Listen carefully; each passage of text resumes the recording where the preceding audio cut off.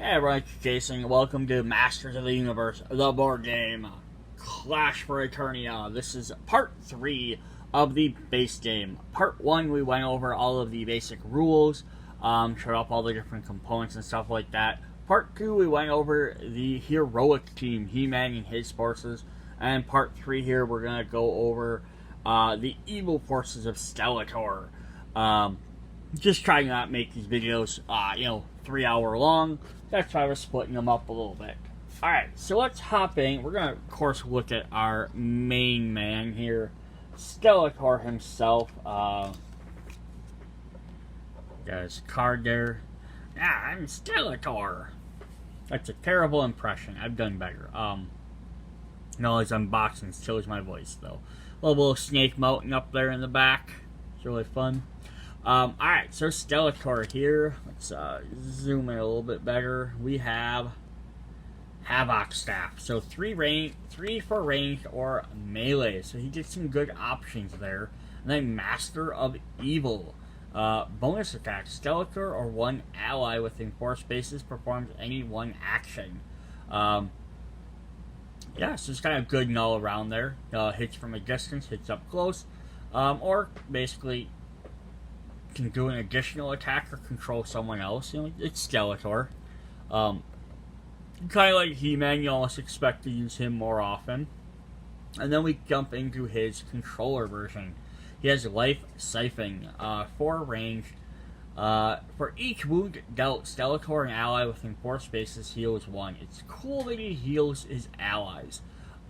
He doesn't seem like someone that would do that. Like he has Master of Evil down here.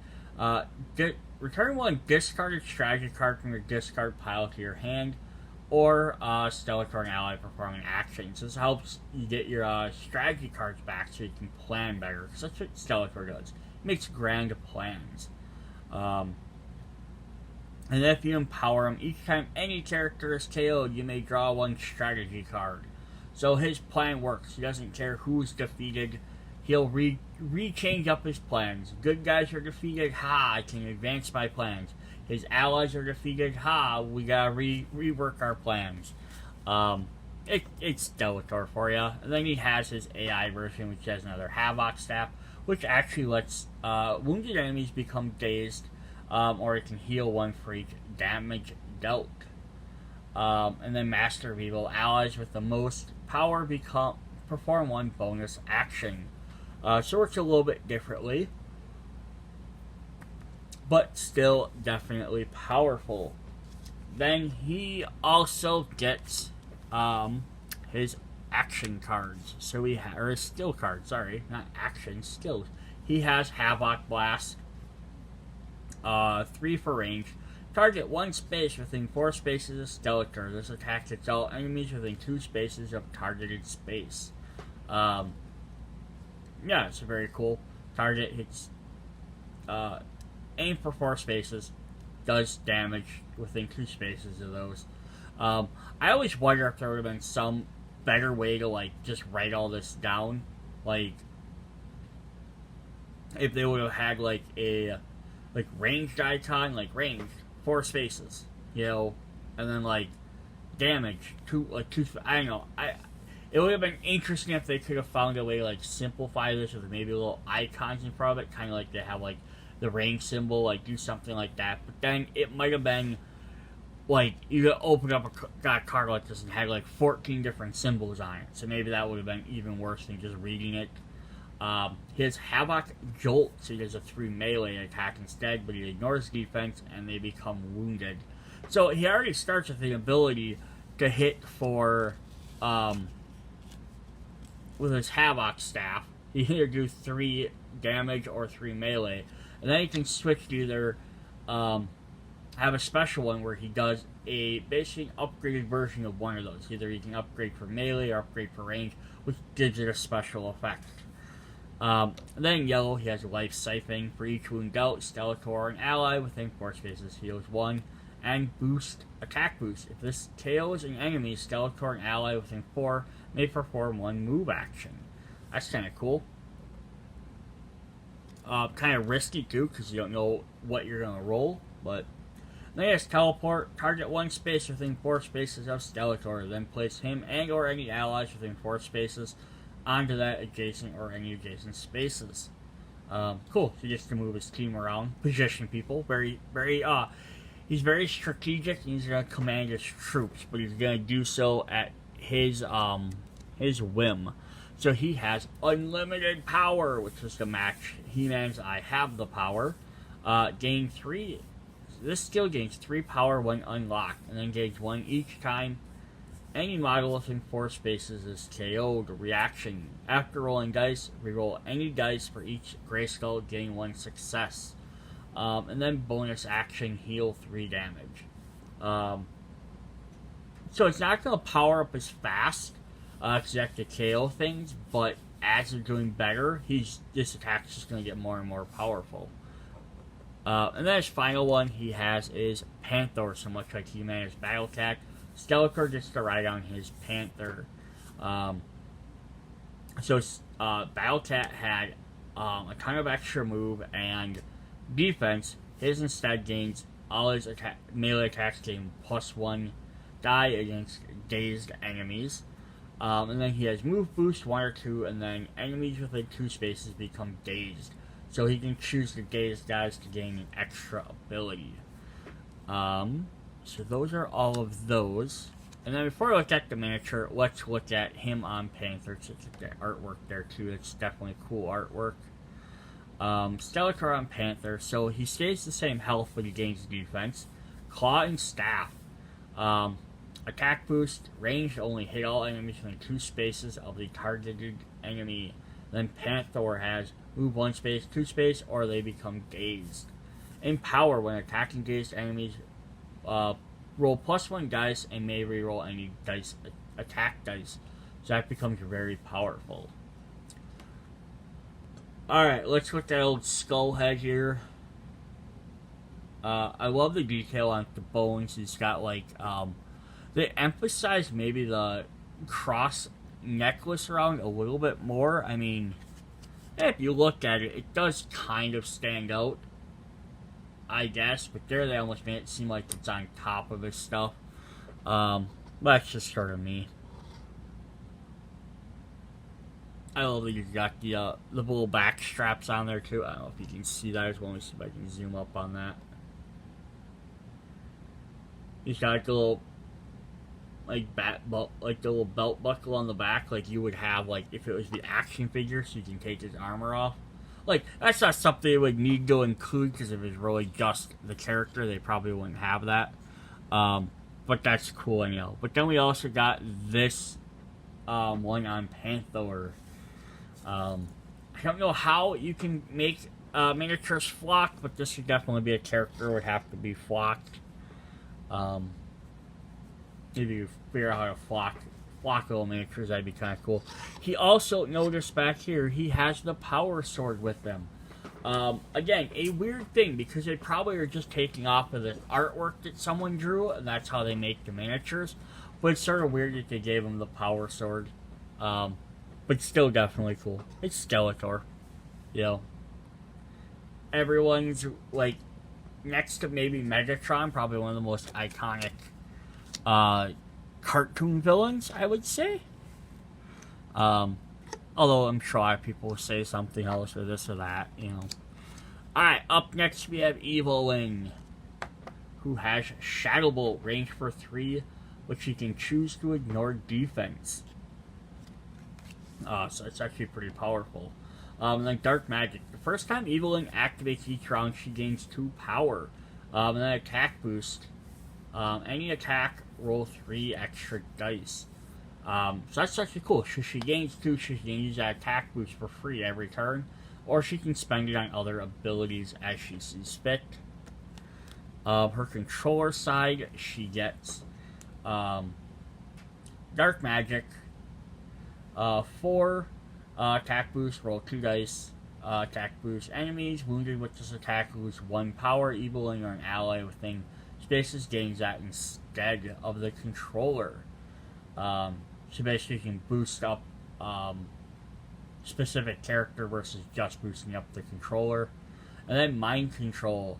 Target one enemy within 4 spaces and roll 3 dice. If any result is ranged, perform one move action with the enemy and treating them as friendly.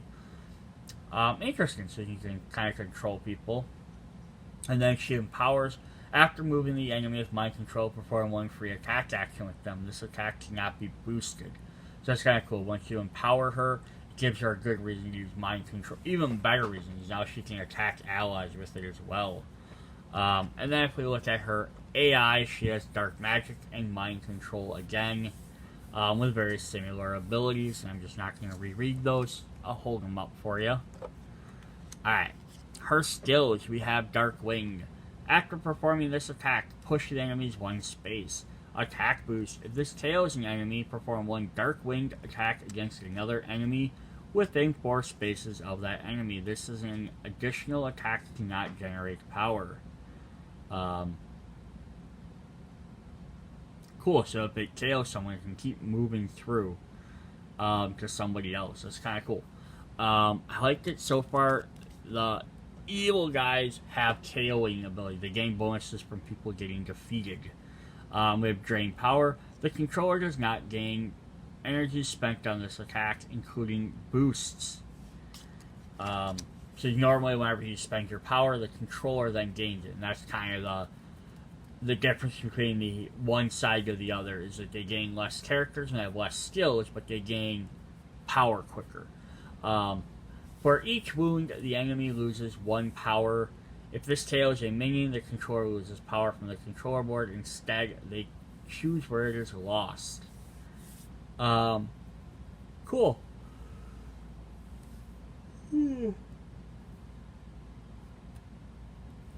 Yeah.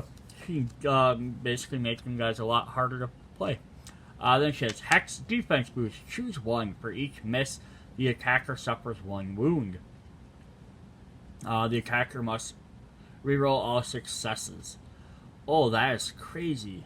So they're already going to take a wound for every move, and then they have to reroll again. They might miss a bunch. For 1? Oh, it's 1 or the other. Okay, that makes more sense. I thought it was both, and I was like, that's crazy. You can surge it to gain both, though. But for 2, that's still pretty freaking ridiculous. I think surge should have been 2 power. But that's just me. I'm not going to argue if I get to play it. If I'm playing against it, I'll probably complain. Mind control, target 1 enemy. Within 4 spaces, rolls 3 dice. If ranged, you can push them up to 3 spaces. Surge, perform 1 attack with that enemy. This attack does not cost power, but cannot be boosted. And then her reg abilities are Illusion. Bonus action. For this activation, Evil Wing ignores escape damage, and enemies do not get armor or defense boosts. Cool, so basically she can get away or negate defenses. And reaction at the start of the enemy's phase. Push Evil Wing up to 4 spaces. Cool, so that's like wherever she is, like you see where they're activating and you're like, oh crap, that guy's activating next to her. You can immediately move her somewhere else. Makes sense. Alright, and then she has Shadow Mimic. Free bonus action. This skill becomes a copy of any skill on any character within 4 spaces until the end of the round. Any character name on the copy skill now refers to Evil Wing. That is cool. So during her turn, she can copy anything. Now, I'm assuming that also means, though, she has to pay any of the costs, or any of that stuff. So she doesn't get it for free. She can just choose to copy it. So she could copy your ally's ability and use, like, an extra Skeletor ability. Or she could copy, one of the other characters. Copy He-Man's I Have a Power and use one of those for the turn. Definitely a cool effect. I like that. That's what I like about this game, having magic and swords and sorcery type of thing. Because you have, if it's just characters with like, oh, I have a gun or I have a ranged attack. Like I have a sword or I have a bow. Like that's cool. You can have some different stuff with that. But then you add magic in there. it gives everyone a lot more different feel on what they can do. Plus, you can have different types of magic. Skeletor's magic is going to be like a certain type of dark evil magic that's going to work different than Evelyn. She has a little bit more variety because she's more of a full-on sorcerer of sorts. But like then Orko has magic as well, and his magic works very much different. So that's one thing I definitely like about that. And that's either the same with all the different characters. They like the melee characters. They have different weapons. I like it when the different weapons kind of seem to do different stuff. Like clearly, like they have an axe. Like Ram Man has axe. He can do like cleaving attacks. Or He Man has a sword. He's gonna do something different. Like, yeah. You only have so much variety you can do, but the more you can get, the better. So right now we have Beastman. I don't know if it's just because I like anime characters like Blanca, but I've always loved Beastman. There's his miniature, very cool, detailed. I love the belted with like the fur shorts. Just always makes me laugh with this type of thing. So you have Beastman, who has claws, just very simple 4 attack, doesn't do much else other than that. Then he has Control Beast, bonus action, spawn 1 Shadow Beast elite minion, and bonus action, activate all Shadow Beast minions within 4 spaces. So he's kind of like the counteract to Tila for the bad guys team. He can summon the beasts. So when we get to look at the minion cards, we'll see kind of which ones, Shadow Beasts or the elite guards or the royal guards, which ones are a little bit more powerful. Alright, then he has in controller side, he has Furrow/3. Attack boost, you can ignore defense. And attack boost, roll 1 die for every 2 wounds Beastman has suffered. This can exceed the 6 dice limit. And then control beasts again. And then he has empowered. When using Furrow/attack boost, instead of paying power, Beastman may suffer that many wounds. So that's actually kind of cool. Because he gains 1 die for every wound he has suffered, so you can forcefully hurt him to make his attacks more powerful and roll extra dice. So that's definitely a neat idea. And then he still has like them summon characters. Then in his AI version, he has Furrow Rage and Summon Beasts again. So very much the same idea of stuff. Now let's look at his special skills. He has Charge. Beastman may perform 1 move action, then may perform 1 attack action. In Surge, he may reroll any dice. So it's very similar to the Charge we've seen in other characters. And Survival of the Fittest. After Beastman or Shadow Beast within 4 spaces is attacked, if they were not KO'd, they perform 1 attack on the attacker. That's cool. Free counteraction for him or any Shadow Beasts. As long as they don't get destroyed. Definitely neat. In yellow, we have Pack Leader. Move boost. After Beastman moves, push 1 ally or all minions that were within 4 spaces up to 3 spaces towards him. So kind of like Stratos had the ability to like carry guys with him. He has a similar ability, but they're just going to follow him along. But only 1 ally is going to follow him or all minions. Which is really cool. So you could bring a group of minions to run around with him. Where Tila can tell people to move stuff, Beastman just like, you're following me. And then he has Frenzy for each Grayskull, gain 1 success. If this KOs an enemy, Beastman may either heal 2, move 1 space, or perform 1 free Frenzy attack. This Frenzy attack may cause additional free Frenzy attacks. That's crazy. Shit, every time you roll a skull, you gain additional success. So you could potentially get 8 successes out of this, because you could roll 4, get 4 gray skulls, get 4 more get 4 extra successes out of it. That's crazy. And if you do KO something, whether it's a minion or a full character, either heal 2, which you do a lot of stuff that can damage you before, so healing might not be bad. Move or perform a free frenzy. Free frenzy would be pretty crazy.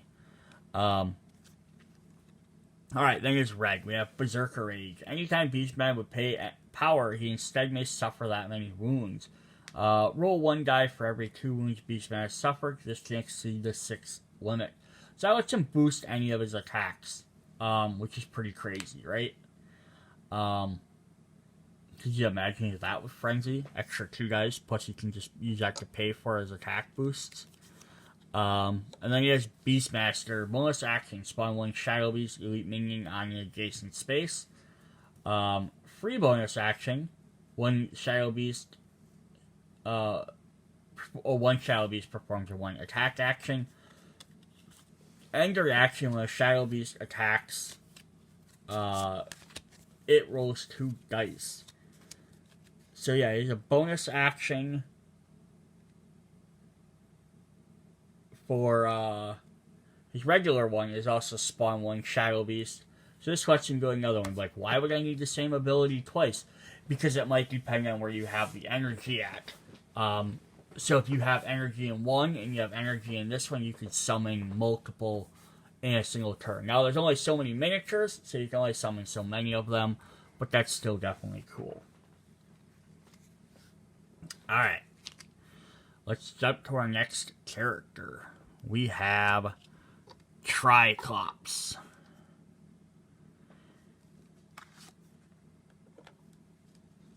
Alright, what does Triclops get to do? He has Sword Slash. You forget, he's a skilled swordsman.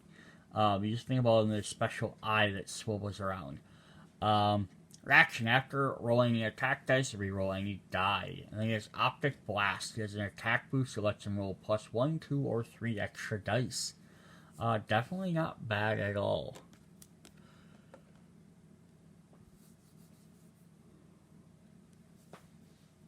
And then he has Sword Slash on his controller side. After rolling an attack roll, he does action push Triclops up to 2 spaces and perform 1 Sword Slash attack. And as Optic Blast says, if an enemy begins or ends a move within range, perform 1 Optic Blast on all of them and roll 1 die. Empowered. Optic Blast may also be used as a reaction when an enemy character activates. Oh, that's cool. So, like, if they begin or end within their move, or just when they activate, you can use it as a reaction then, too. Cool, so you can use that quite a bit. Yeah, hits. Yeah, just shoots them. Yeah, kind of cool. Definitely neat. And then he has Sword Mastery and Division Blast. So Division says, closest enemy, regardless of range or line of sight, performs a 6 dice attack on them. Crazy. So he's just gonna try and annihilate that closest guy. Alright, let's look at his skills, which are kind of very interesting here. So he has Gamma Tracking. If an enemy begins or ends a movement within range 10 of Optic Blast, perform 1 Optic Blast on them, you may reroll any dice. So his Optic Blast is going to be used a lot in here. So it has 3 dice for a range, and you can up it up to 3 extra dice. So this will let him use it within that range of 4.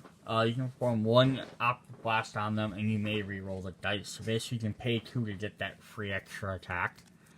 Or we have Dashing Strikes. Push Triclops up to 2 spaces and perform 1 Sword Slash as enemy hits all adjacent enemies. So you can decide to run up and slice at them instead. Here's green. We have yellow, we have Quick Reflexes. Sword Slash deals 1 die. If an enemy ends a move or performs an attack adjacent to Triclops, perform 1 Sword Slash on them before they perform their attack. And then we can flip over to his other side, which is Night Vision. Attack boost for Optic Blast only, so instead of just a ranged attack, it has to be Optic Blast. Attack ignores defense and enemies cannot use defense boosts. Then he has Sword Master. Each time Triclops tails an enemy a Sword Slash, this skill gains 2 power. bonus action, perform one sword slash attack. This bonus action may be performed by multiple times per activation, and attack boost for sword slash is +2 dice. Or we flip it to the other side, and we have Disc Division. Boost Dropkick Blast. This attack may target any enemy on the battlefield regardless of range or line of sight. So Triclops is a very interesting character because he either has a 3 dice physical attack, melee attack, or a 3 dice ranged attack. And then depending on which skills you do, you can boost one or the other. So you could go all in on one and just do the melee attacks and have them being up close fighter, or you could go all in on the ranged attack and have him be a distance character, or you can kind of split the difference and give him a little bit of boost on either one. So he's a very versatile character in that sense. Definitely interesting. Like you would have thought like he would have had like a bunch of different eyes that did different stuff, and they kind of do, but like they went a little bit different route with him, which I'm actually happy for. They actually played upon him being a sword master instead of just being this guy that shoots lasers out of his eyes. So definitely cool.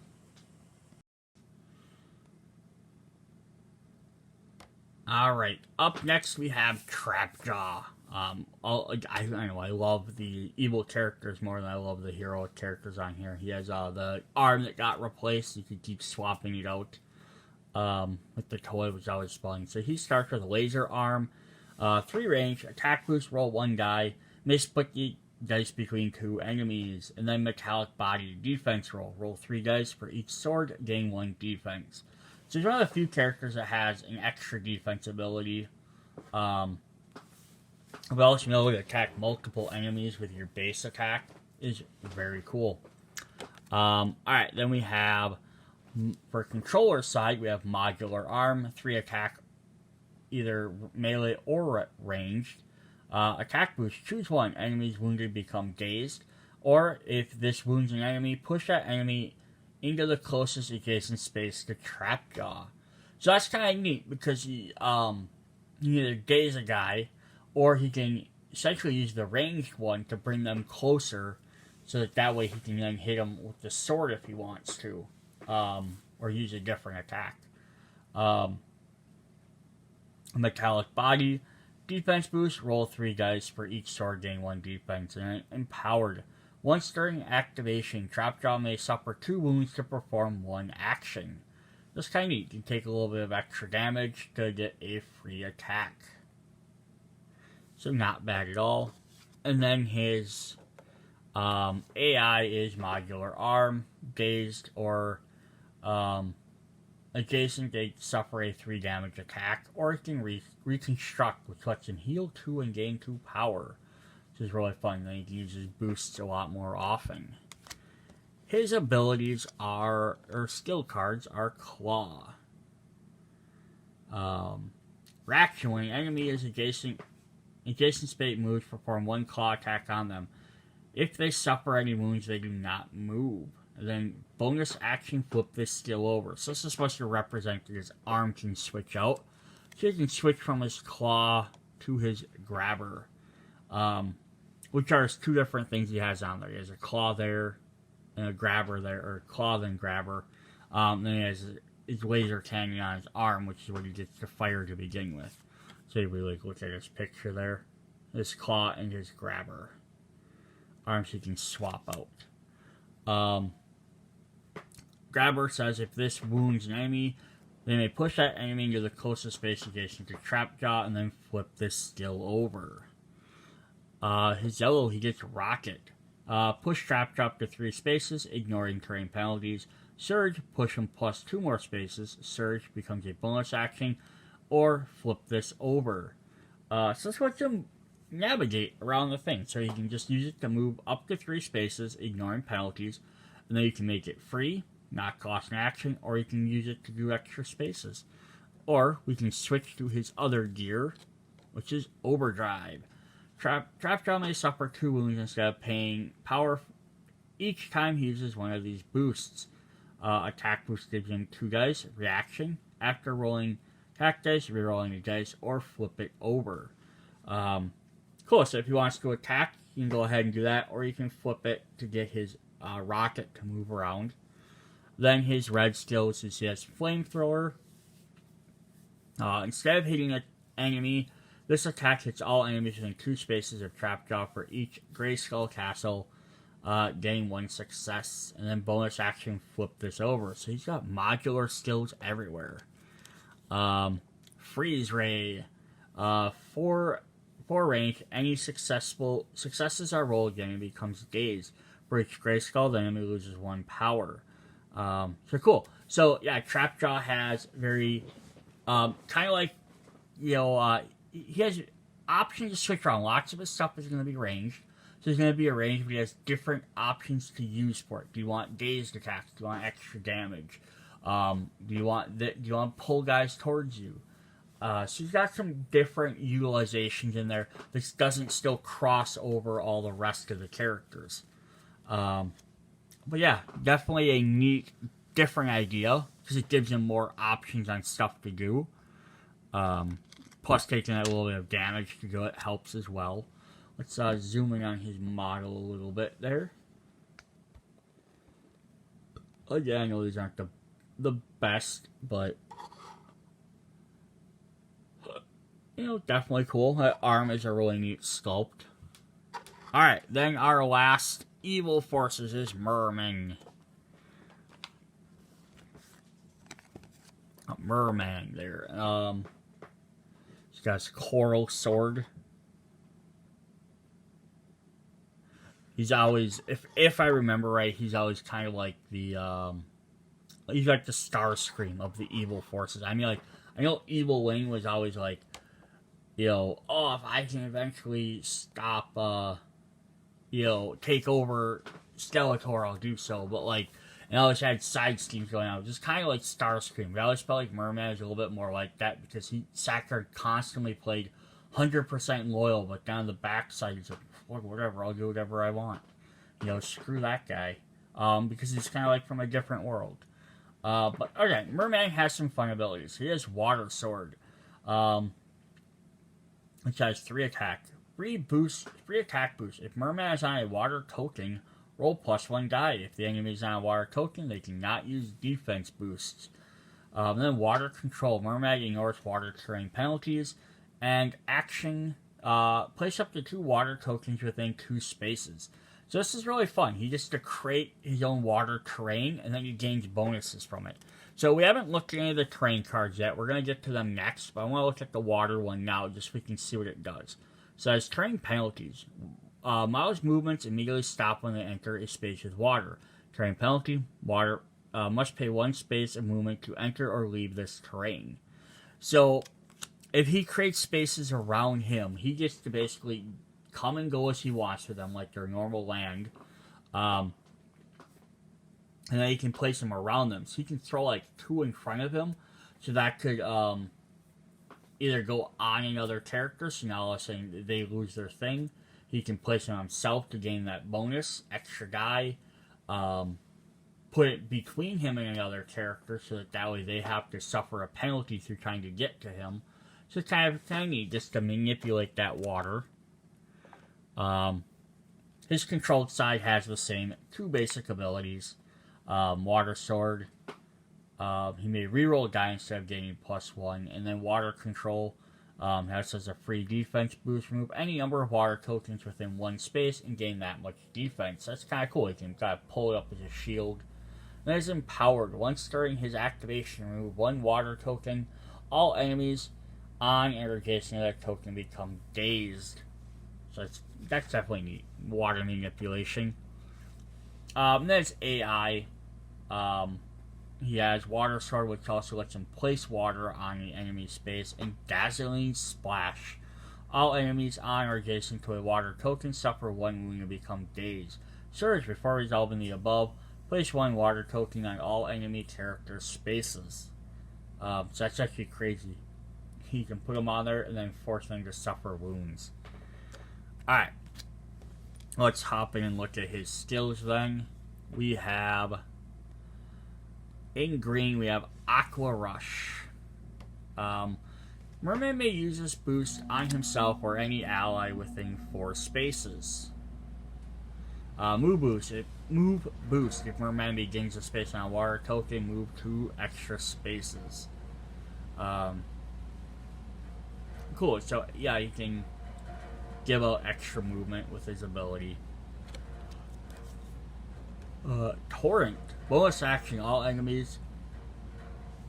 Oh, pardon me. On or adjacent to a water token, suffer 1 wound, and surge those enemies suffer 1 wound. Yellow is Aqua Control bonus action. Target 1 enemy within 4 spaces of water token. Push them up to 3 spaces. So he basically using the water to shove people around. So what's neat about that is because he can hit people across the board easier, or hiding behind stuff. He doesn't have to necessarily see them. Where lots of other guys have pushing abilities, but they have to be able to target them. In his Aqua Armor, he may use this boost on himself or an ally within 4 spaces. If the defender is on a water token, you may remove that token. If they do, they gain 2 defense. And then finally, he has Whirlpool, which is 5 range. Target 1 water token within 4 spaces. Push all enemies within 4 spaces of that token 2 spaces towards it. This attack hits all enemies within 2 spaces of that token. Then that token is removed. So there's quite a lot going on here. So you have to have a water token that's within 4 spaces of you. And then all enemies within 4 spaces of that token move 2 spaces towards it. And then if there are any within 2 spaces of that, it's going to hit all of them for 5 dice worth of damage. And then it's removed. So it's a cool ability. It's very powerful, but it's also, you have to hope for the right conditions, because you have to be within 4 spaces, and enemy has to be within 4 spaces, and if they're 4 spaces away, you'll pull them within 2, so you will be fine. But yeah, it's not as powerful. If it only hits 1 guy, you probably want to hit clusters. And then his final ability is Encasing Ice. Reaction. When an enemy activates, you may remove 1 water token within 2 spaces of them. If you do, they become dazed. During this activation, they roll 1 die and cannot use boosts. So yeah, Merman's definitely an interesting character. He uses water tokens a lot, but that's also sort of maybe like his weakness, is that all his attacks revolve around using water abilities. So you have to have water somewhere near you to be able to use most of them effectively. Alright. Then we're going to jump through the terrain cards quick, so they'll say terrain on the back. This is just like reminder texts of what they do, so you don't have to keep looking in the book. This is a thing every game could do. If you're not going to have it listed on the back of the rule book, or have 1 extra oversized card, do something like this. You're playing a map that has these terrains on them. I can just pull up these cards for that map. I can have them sitting there as just quick reminders. Boulders. Cannot be lines of sight and cannot be entered. Characters may spend 1 power and 1 action to remove an adjacent boulder. They may then perform the following bonus range attack. Boulder toss. 4 range, enemies wounded become dazed. So it's kind of cool. You can throw these rocks around. And what's also neat is they don't get destroyed by doing that. We have deadly plants sitting around, cannot be entered. Once per activation, models entering or leaving an adjacent space suffer the following attack. Chomp 2. For each successful skull, it gains 1 success. So yeah, these kind of, again, this is where the pushing ability can become very powerful, because you push guys next to these deadly plants to force an extra attack. We have the lake, which just can't be entered. You have to go around it. Now, I would almost assume that Merman could go through here without an issue. I would probably play that way, because it ignores water penalties, but they don't have that listed, so that's your house rule. We have rocks. Rocks blind line of sight between models, not on the same rock terrain. Roll 1 attack dice when attacking enemies outside this terrain and not on other rocks. Terrain penalty, models must pay 2 spaces of movement to enter or leave this terrain. So you spend 2 extra movement points to get on top of it. But then when you're up there, you can shoot.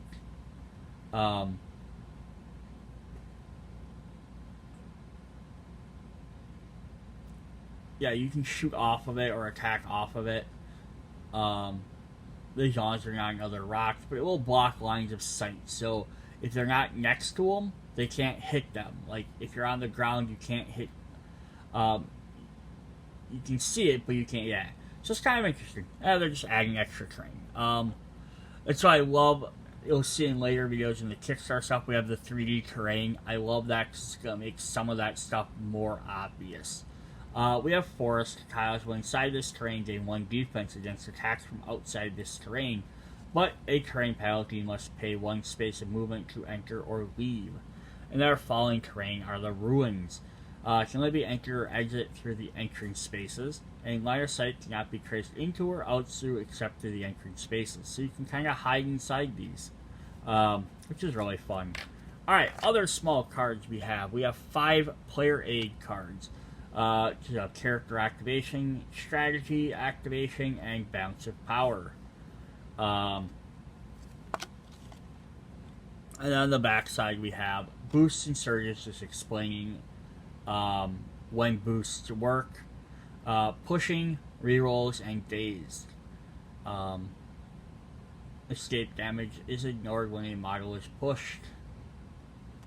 And again, we get 5 of those, so 1 for each of the 4 player characters and 1 for the controller. Up next, we have our minions. So we haven't looked at our minions yet. But we have our Eternian soldier. So these are, if you're playing as one of the heroic characters, or just doing whatever, you can pick this as your minion for the controller. So they have 1 health, 1 defense. Minions can never gain power. But they have a power mace which does 2 attack for each successful skull. The enemy loses 1 power, so it's actually pretty powerful. Then if you have the Royal Guard, which Tila can summon, they have 2 defense instead. They're listed as the elite minion. Reaction: when ally within 2 spaces is attacked, move into the closest space, then become the target of that attack. So they're going to help block stuff. And then Power Halberd, he has 3. The evil forces get the hover robot. It says Whirling Blades 2.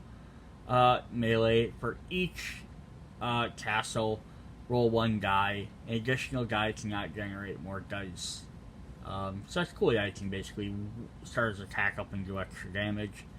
And then we have the Shadow Beast, which Beastmaster will summon. Smash 4. When Shadow Beast is reduced to 0 HP, roll 1 die. On a castle, they are not KO'd but remain conscious with 1 HP. And then we have all the miniatures for those guys, which I probably could have just shown off while we were doing them, but I didn't for whatever reason. Alright, so we'll scoot over here. So we have 2 of each of the elites. Yeah. Move my backer board over a bit. So here's our Shadow Beast.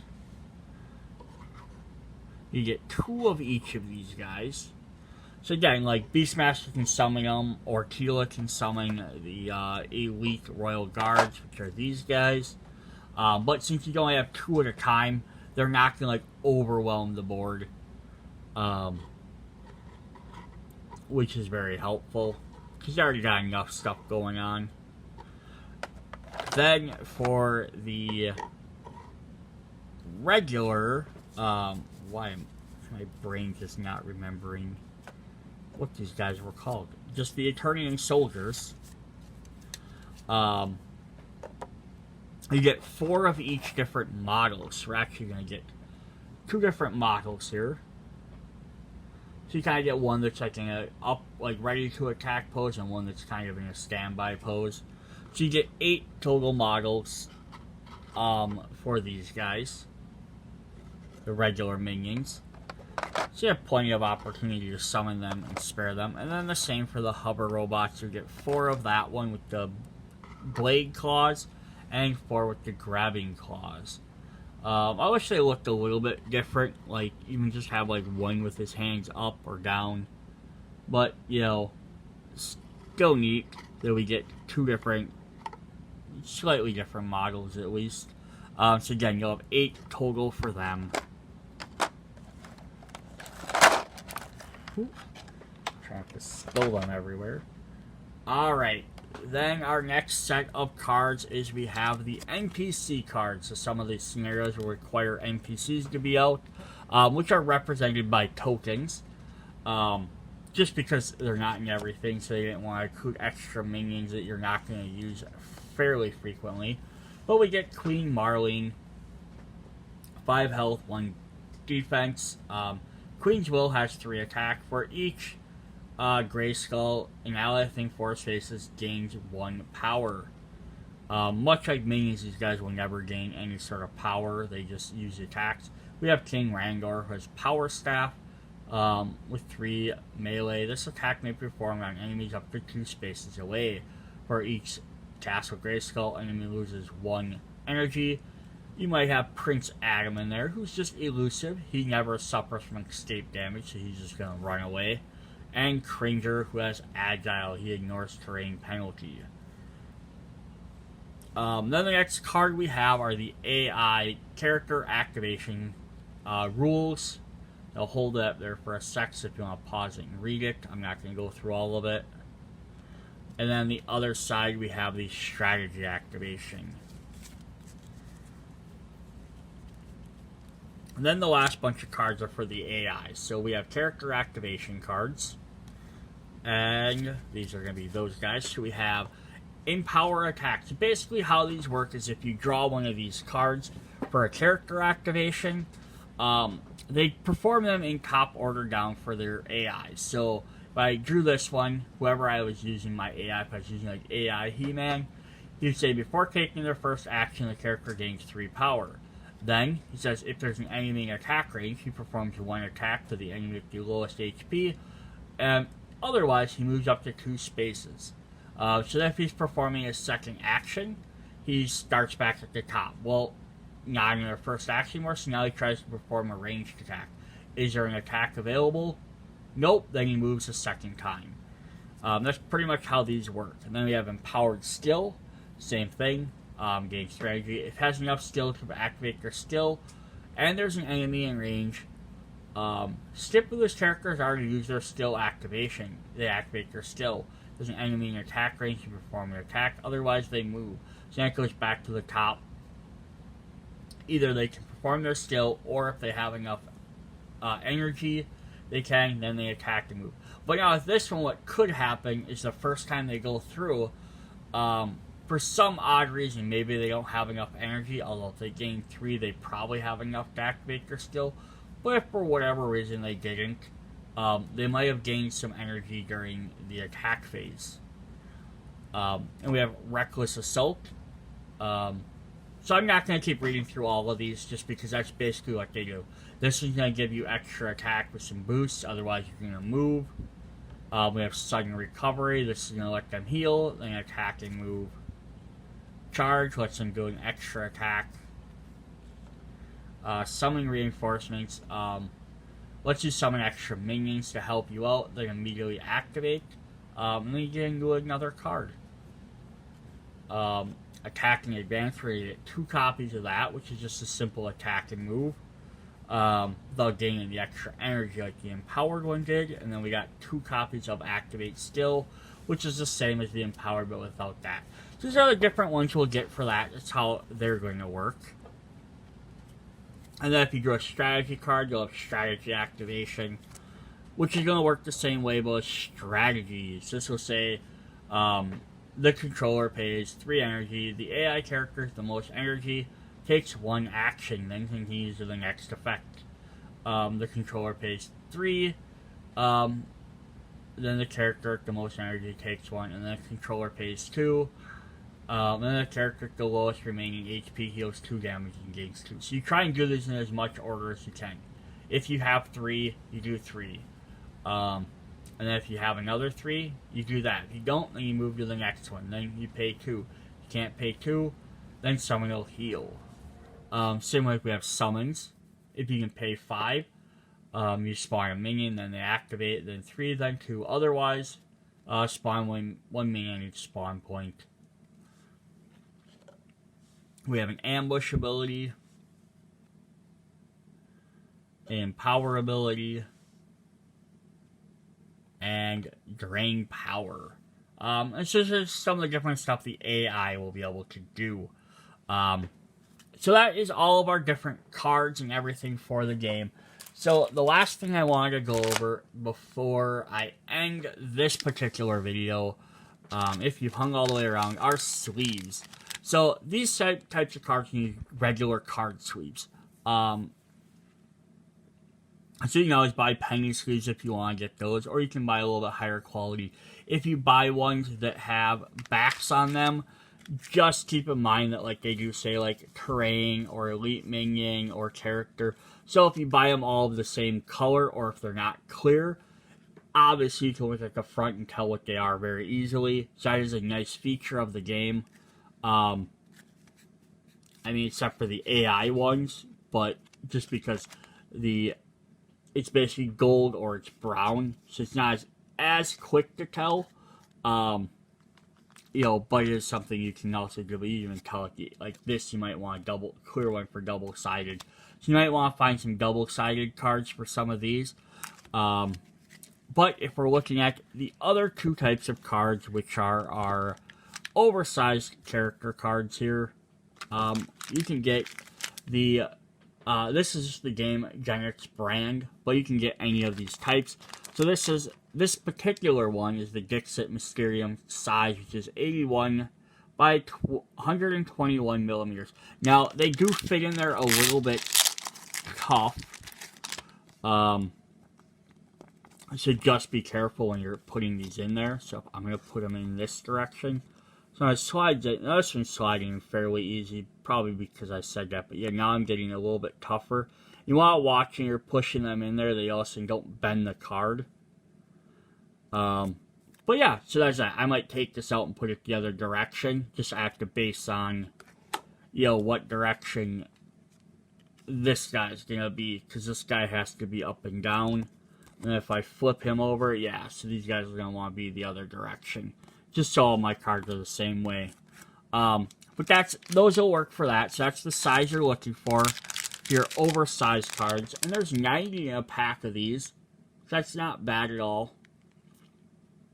I mean, in this set, you have, what, 1, 2, 3, 4, 5, 6, 7, 8, 9, 10, 11, 12, 13, 14, 17, 18, 19, 20, 21, 22, 23, 24, 25, 26. 26 for the base game, which is 6 characters and 12 characters. Each of the expansions has, the small expansions have about 5 or 6 characters each. So this will cover probably all 4 expansions, and then you probably, I think there was 19 of each character, so there's about 40 characters, each with 2 cards, so about another 80 in the oversized box. So you probably need about 2 packs to cover the entire set. That's just me guesstimating right now. And then we have the small cards. If you want to sleeve these, you can also use this. I have this brand. But they're the mini American size, so 44 by 67. These are the matte style, which I don't like.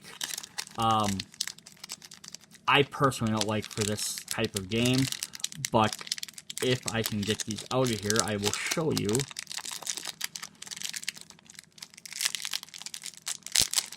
But it's going to be the same size as the non-matte version, so make sure you look for the regular one. I don't like the matte because they have like a slight coloration to the back, but just to show what they look like. They fit in there. They're not like super snug. You might be able to find something, or a different brand might be a little bit tighter, but that's roughly the size. There's gonna be a little bit of gap on the top, but it's not too bad. But you can see there's kind of like a slight sheen to these, and I don't really like that. They're not as clear as, you know, your regular sleeves. That's only because, again, it's the matte style. So if you get the non-matte style, they'll be completely clear. But yeah, 50 of each of these. You figure 6 characters. Each character has 3 So that's 6 times 3 is... Why is my brain not working here? That's quite a bit. 18. 18 per every character. 18 per team, and then times 2, so about 40-ish, roughly. So this holds 50, so you can get about 1 per this box. So again, another 2, 4, 5, 6, so maybe about 5 or 6 of these, maybe total, 4 or 5, just to be safe. Yep, so there we go. I just wanted to go over all that. We will see you guys in the next video.